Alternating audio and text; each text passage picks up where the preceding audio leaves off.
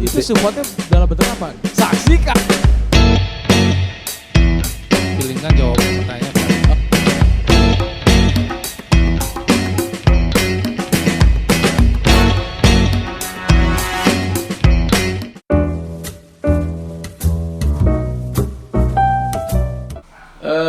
Sebenarnya kan berangkatnya itu kan aku kan waktu kerja di salah satu perusahaan rental sound system itu kan, nah perusahaan ini kan sering menjadi salah satu perusahaan yang mensupport event-event besar ya di Jakarta ya, kayak Jak Jazz, terus awal-awalnya Java Jazz gitu. Nah aku tuh sering juga bantu di situ gitu. Jadi dan beberapa event-event lain yang memang memakai jasa dari si perusahaan rental sound system ini gitu. Jadi sering tahulah gimana caranya melayani si band, si artis gitu kan sebelum dia manggung, secara ridersnya, dari segi tekniknya, teknis gitu ya, kebutuhan teknis gitu ya, technical riders. Karena aku jadi kayak semacam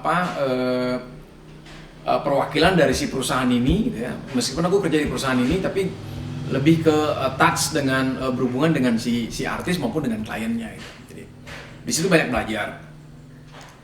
Oke, dan suatu waktu ketika ada sebuah festival di Garuda Wisnu Kencana gitu ya, ada festival musik waktu itu. Kemudian ada dapat tawaran dari teman-teman ya waktu itu namanya Brosio, Wis dan Marcelo waktu itu datang, kita ketemu di Garuda Wisnu Kencana. Waktu itu masih belum ada nama bandnya, sekarang sih The Hydrant gitu ya, tapi waktu itu belum ada namanya The Hydrant gitu ya. Jadi waktu itu mereka masih namanya Hydra. Kalau Hydra aku sudah sempat dengar lah ya. Jadi karena memang dunianya dunia entertainment, minimal tahulah ada band-band Bali yang Hydra waktu itu udah sempat masuk ke major label lah di salah satu label di Jakarta gitu. Terus yang lagi fenomenal kan Superman is Dead gitu ya. Ada Navikula, ada yang sangat betul-betul fenomenal kehadiran Superman is Dead. Singkat cerita, akhirnya aku menyanggupi menangani mereka waktu itu namanya Hydra, dan kalau nggak salah genre musiknya waktu itu seingatku tuh masih kita masih belum totally agree kita akan ada di genre rockabilly. Nah waktu itu sebenarnya jujur aja anak-anak datang ke aku tuh dari masa transisi vakum dan mental down pada saat nggak ngerti lah internal Hydra lah waktu itu ya. Oke, jadi kita ngobrol, kemudian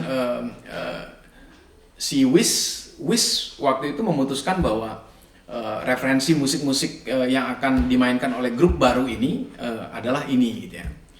Dan kemudian tercetuslah nama-nama kayak Elvis Presley kayak gitu ya. Rock and roll dari zaman tahun 50-60-an lah. Yang mana memang kita semua mengamini karena memang kita sama-sama besar dari kecil gitu ya, keluarga atau ayah atau kakek kita emang sudah sering dengar lagu-lagu itu, Elvis Presley, Johnny Cash, gitu, Carl Perkins, gitu, Elvis Brothers. Kemudian aku sebagai orang di belakang layar ya mesti mikirin gitu. Udah nyanggupin, ini anak-anak sudah punya menggantungkan harapan, sudah menggantungkan cita-cita, udah menggantungkan keinginan mereka di grup baru ini. Ya aku harus mikirin ini kayak kita ngebangun satu perusahaan lah, brand baru gitu ya. Ini brand baru. Waktu itu namanya The Hydrant. Waktu itu aku yang ngasih nama The Hydrant gitu ya, karena ada filosofinya. The Hydrant waktu itu anak-anak muda di Bali khususnya, semua itu musik-musik, artinya musik-musik kalau ada acara-acara musik tuh selalu keras ya, maksudnya punk rock kan. Nah sebelum punk itu meledak di Bali gitu, maksudnya anak-anak muda semua main punk dulu, Bali tuh zaman angkatanku itu metal justru. Jadi Bali emang metal, jadi kita punya festival namanya Total Uyut itu sangat berjasa ya kalau aku bilang. Total Uyut itu sangat gaungnya sangat didengar oleh scenes metal di luar Pulau Bali, di Jawa gitu. Jadi filosofi The Hydran itu adalah aku bilang ke anak-anak bahwa dengan kehadiran kalian, genre rockabilly itu genre which is genre yang baru banget gitu ya di Bali, atau mungkin bahkan di Indonesia gitu ya. Mungkin ada beberapa yang udah main rockabilly di Indonesia tapi tidak umum lah ya. Kalian memberikan kayak menyiram air gitu buat anak-anak yang lagi pogo, lagi headbanger, atau yang pokoknya lagi yang suasananya panas lah gitu. Pokoknya di mana-mana api gitu. Itu kalian mengadamkan mereka gitu. Ceritanya gitu, atau filosofi nama The Hydran gitu. Kemudian aku sendiri menargetkan 2 tahun band ini udah karena goal settingnya kan kalau zaman itu kan band goal settingnya selalu ke major label, dan indie label waktu itu sebenarnya sudah mulai. Yang memulai itu ya ada Pas Band kalau di kita, itu ada Slang juga udah mulai produce musik mereka sendiri gitu ya. Nah aku udah merencanakan 2 tahun harus tembus di salah satu major label di Indonesia lah. Ya either Sony atau EMI atau Warner Music Indonesia. Ya singkat cerita 2 tahun itu aku bikin marketing plan. Kemudian setahun itu sudah harus targetnya udah nggak main di Bali gitu ya. Minimal kita udah awareness untuk si band itu udah keluar Bali gitu. Nah kita udah dan tepat setahun udah keluar Bali main, dan 2 tahun kita udah kontrak dengan EMI waktu itu yang tertarik mengontrak kita. Waktu itu MD-nya Mas Kiwir dan managing director waktu EMI Music Indonesia itu Mas Arnel. Waktu itu jagoan mereka adalah Raja Band.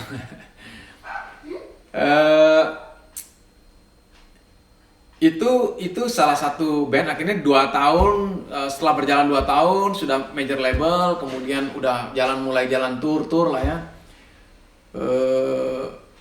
Aku harus memilih gitu waktu itu. Aku harus memilih keluarga atau tetap di band gitu ya. Ya akhirnya aku milih keluarga. Karena terus terang kalau ngurusin band, waduh, waktu tuh benar-benar habis di situ, harus mikirin mereka, karir mereka. Udah nggak mikirin setahun, 2 tahun, 3 tahun, tapi panjang lah ya. Jadi benar-benar mungkin lebih dari setengah hidup kita di situ. Belum lagi dana gitu ya. Karena membesarkan satu band baru gitu ya. Itu ya kecil-kecil selain waktu ya pasti ada dana lah ya. Jadi kita bahasa sekarang PR gitu ya, PR dengan media, wartawan, karena kan kita butuh mereka lah. Jadi subsidi silang juga gitu kan. Kita band daerah kalau main ke Jakarta dengan bukan siapa-siapa, ya bayaran ya nggak seperti band yang sudah jadi gitu ya. Mau nggak mau kita harus subsidi. Jadi kita harus pintar-pintar di situ lah, ngatur cash flow-nya, keuangannya, maupun kita harus pikirin main di mana untuk bisa menjaga awareness itu tetap jalan gitu. Semakin banyak orang tahu kan semakin bagus gitu. Ya aku berhenti di ngurus The Hydran, kemudian akhirnya mulai kerja tetap lagi gitu ya, karena memang anak butuh imunisasi dan keluarga butuh financial yang udah pasti lah gitu. Ya di perjalanan itu juga sempat sempet ngebantu beberapa band juga sih. Salah satunya ya Kanan 5. Kanan 5 itu adalah pemenang band dari salah satu brand rokok gitu ya. Pencarian bakat dari salah satu brand rokok. Kemudian mereka datang ke aku ya karena sebenarnya mereka itu sebagai privilege mereka menang itu kan sebenarnya mereka ada kaset atau CD mereka yang diproduce oleh salah satu label besar lah ya di Jakarta, yaitu Musika gitu. Tapi karena tidak adanya komunikasi antara si artis, karena si brand itu sendiri begitu mereka menang, mereka udah menang gitu kan udah gitu, artinya udah lepas tangan gitu kan. Nah akhirnya aku bacain, aku bilang mana kontrak-kontrak kalian gitu. Jadi intinya sebenarnya aku lebih ke bantuin mereka, ya mereka nganggap aku sebagai manajer, tapi sejujurnya aku lebih ngebantuin mereka untuk mengkomunikasikan ini lagi kembali ke Musika. Akhirnya dengan Bu Acin, Pak Yu ya, Pak Jonathan di Trinity Optima. Jadi akhirnya kesepakatannya adalah produksinya itu Musika untuk si Kanal 5, tapi marketingnya, promonya itu Trinity Optima. Nah di situ begitu udah jalan, produksi udah selesai, tinggal promo. Aku balik ke Bali. Nah itu nggak tahu juga tuh anak-anak Kanal 5 sampai sekarang belum ada penjelasan tuh ke saya tuh kenapa akhirnya mereka jalan sendiri gitu maksudnya. Ya itu terserah mereka mau menjelaskan atau enggak. Tapi kalau aku sendiri merasa bahwa ya udahlah gitu, nggak usah dipikirin gitu, maksudnya toh juga masa depan ini kan masa depan mereka gitu ya. Aku mikirin masa depanku aja. Itu sih band-band yang pernah aku jalanin. Nah satu hal lagi yang aku pengen share bahwa 2 tahun itu The Hydran sangat beruntung banget dengan Superman is Dead ya, band yang lebih dahulu. Itu aku sendiri ngerasain ya, aku orang yang ngurusin mereka, dealing dengan TV, dealing dengan promotor, dealing dengan IO di Jakarta. Itu dengan nama besar mereka gitu ya, artinya jalan itu udah dibuat oleh Superman is Dead gitu. Jadi ya kita tinggal ngikutin jalan itu aja sebenarnya gitu. Itu sangat bersyukur banget ada Superman is Dead gitu sih.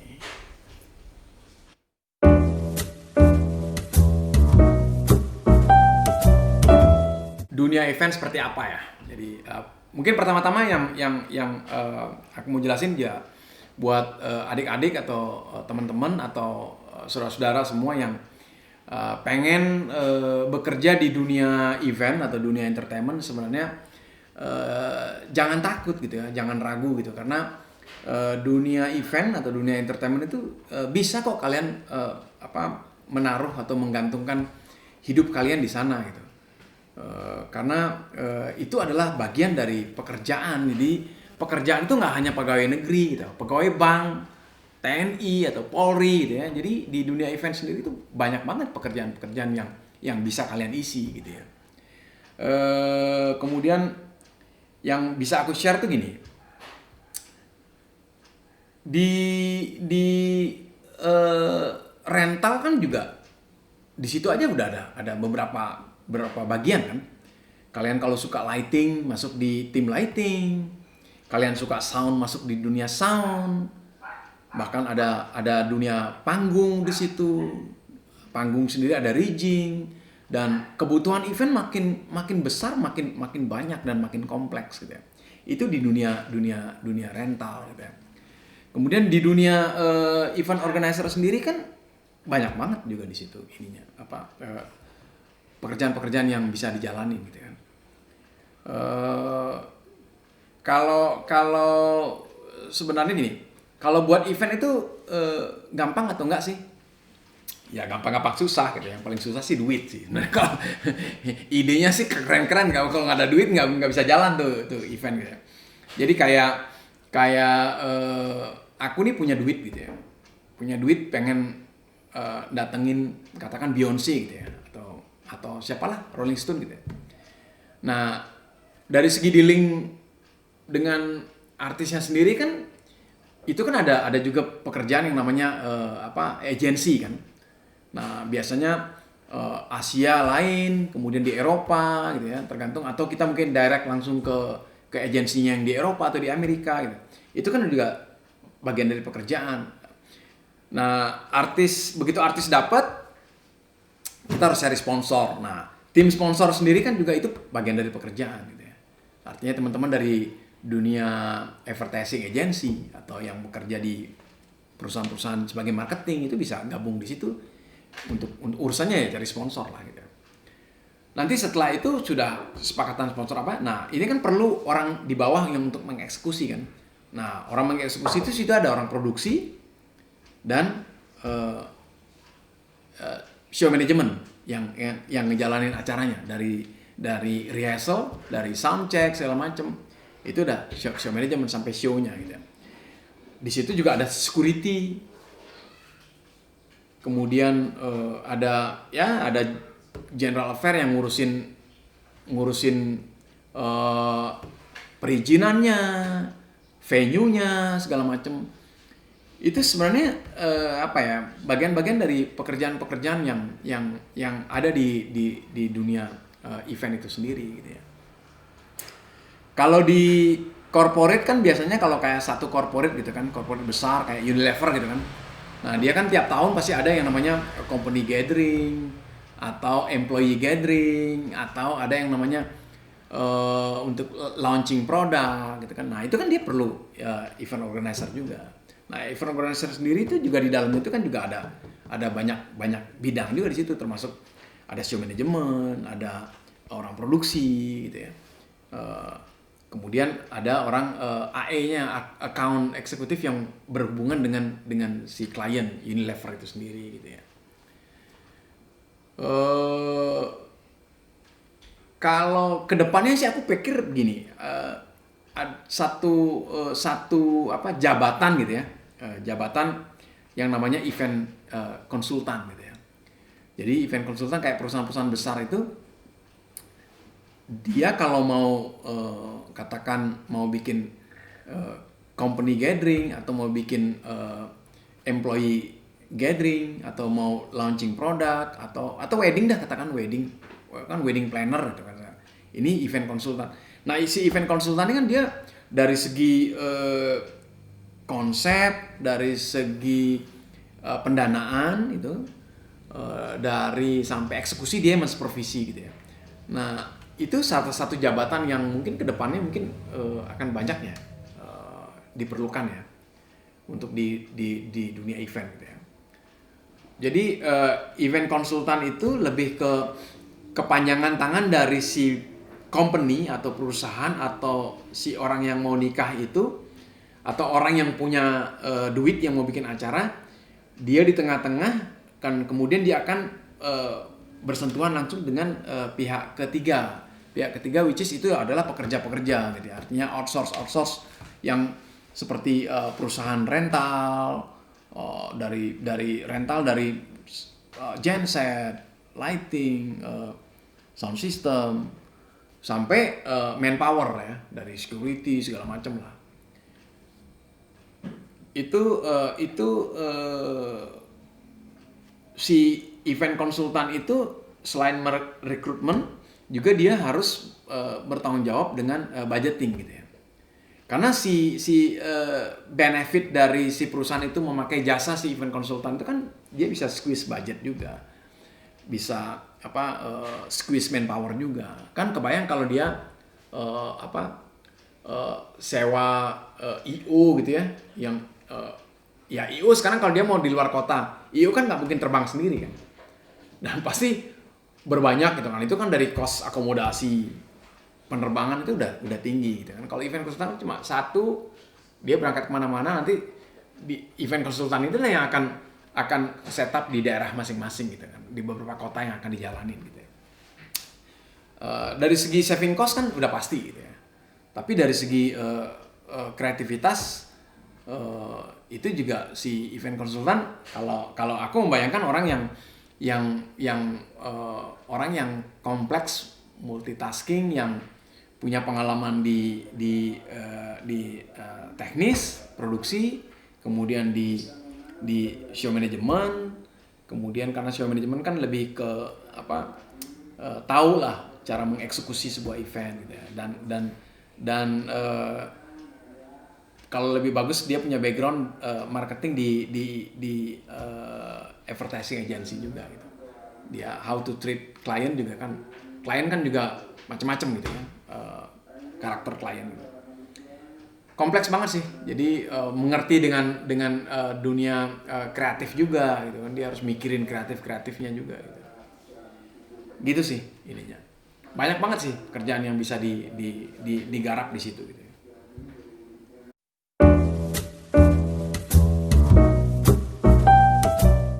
Oke, pesan-pesan ya. Jadi pesan-pesan Om JP buat adik-adik, teman-teman yang sudah di dunia event, ya tekun bekerja. Kemudian yang paling penting itu adalah waktu ya. Jadi di dunia event itu kan kita mengenal yang namanya time schedule produksi gitu ya. Itu jangan sampai meleset hanya gara-gara keteledoran kita gitu ya. Artinya bener-bener kan kita sering banget lah gitu ya. Jadi harusnya jam 7 loading, jam 7 setup, tapi belum datang gitu ya. Artinya on the way gitu. Kalau di Jakarta kan alasannya selalu macet gitu. Itu harusnya kita udah tahu lah hal-hal seperti itu. Jadi kalau emang macet, kita udah tahu lewat situ macet, ya lebih awal lah, sejam 2 jam. Jadi intinya gini,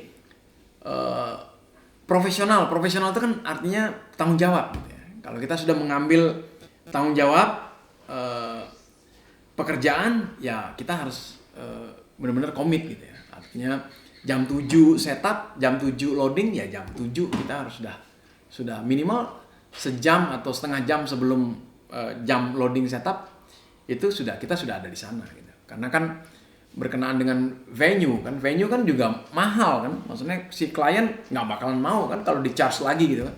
Hanya gara-gara keteledoran kita gitu. Itu paling penting banget. Dan belajarlah terus karena berkaitan dengan teknologi gitu ya. Berkaitan dengan